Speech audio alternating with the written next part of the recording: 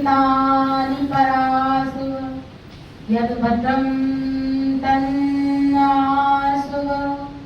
ॐ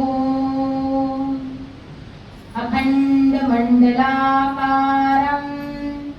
व्याप्तं येन चराचरं तत्पदं दर्शितं येन तस्मै श्री गुरुवे नमः। तस्मै श्री गुरुवे नमः।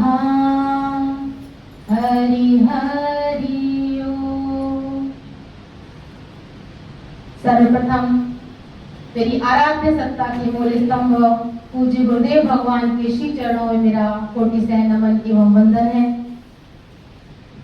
परम सम्माननीय मंच और यहाँ पर उपस्थित समस्त वरिष्ठ जन, वरिष्ठ साहित्यकार, विद्वज्जन, आदर्श चरित्र मात्र शक्तियों, आप सभी के हृदय में विराजमान उस परम पिता परमात्मा को सिया राम मैं सब जग जानी करम प्रणाम जोर जुबानी इस भाव से बहुत ही आदर के साथ नमन करती हूँ, वंदन करती हूँ।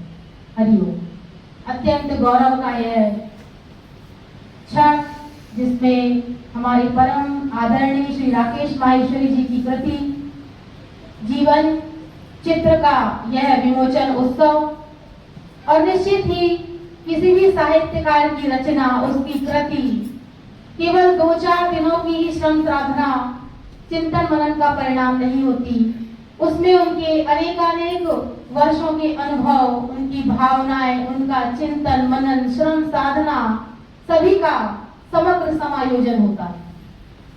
इसलिए पुस्तकों को कहा गया है कि पुस्तकें सदा ज्ञान प्रदायिनी रही हैं, शिक्षा प्रदायिनी रही। तो हमारे यहाँ वेदों में क्या कहा गया है कि दान श्रेष्ठ साधन है, लेकिन उससे भी बड़ा साधन बताया गया है। 3 प्रकार के साधनों में ज्ञान का जो अर्जन है उसे श्रेष्ठ साधन बताया गया है। पहला साधन है ज्ञानार्जन, दूसरा है धनार्जन और फिर कहा गया पुण्यार्जन। पहला साधन धनार्जन नहीं, पहला साधन पुण्यार्जन नहीं, पहला साधन है ज्ञानार्जन।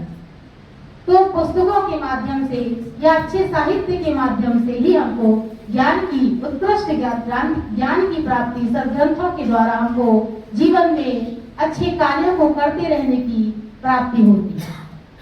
और अगर हम कहें साहित्यकार और कथाकार, इन दोनों में अगर देखा जाए तो कहीं ना कहीं समायोजन दिखता है।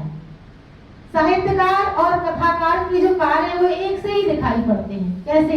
साधन भले ही अलग हो, साहित्यकार अपने लेखन के माध्यम से, अपनी लेखनी के माध्यम से समाज को एक नई दिशा प्रदान करते हैं, और कथाकार अपने उद्बोधन से, वक्तव्य से या उपदेशों के माध्यम से समाज को नई दिशा प्रदान करते हैं।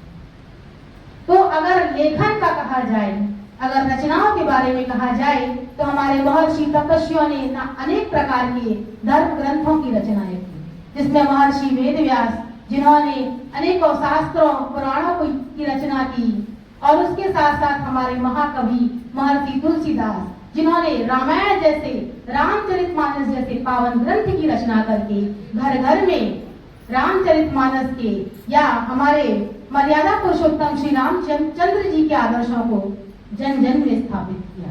इसलिए कहा गया प्रज्वालितो ज्ञानमया प्रदीप, दीप तो हम रोज जलाते ही हैं प्रकाश को उज्ज्वलित करने के लिए, अंधकार को दूर करने के लिए, लेकिन उससे भी बड़ा साधन बताया प्रज्वालितो ज्ञानमय प्रदीप, अपने हृदय के अंधकार को दूर करके ज्ञान रूपी प्रकाश को प्रज्वलित करना, यह बड़ा श्रेष्ठ साधन है।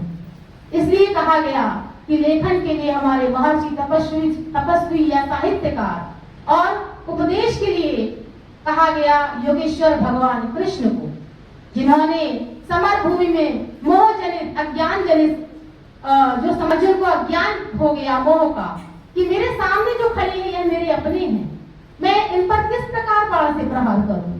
तब कहते हैं परम योगेश्वर मेरे आराध्य भगवान कृष्ण ने उपदेश दिया गीतामृत के माध्यम से।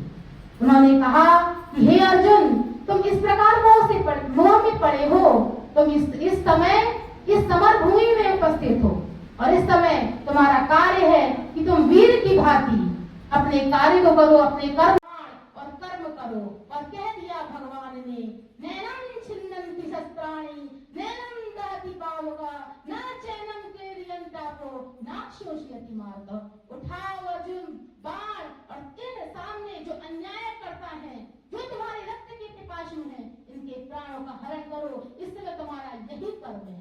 कर्मण्येवाधिकारस्ते मा फलेषु कदाचन का सिद्धांत स्थापित किया भगवान कृष्ण।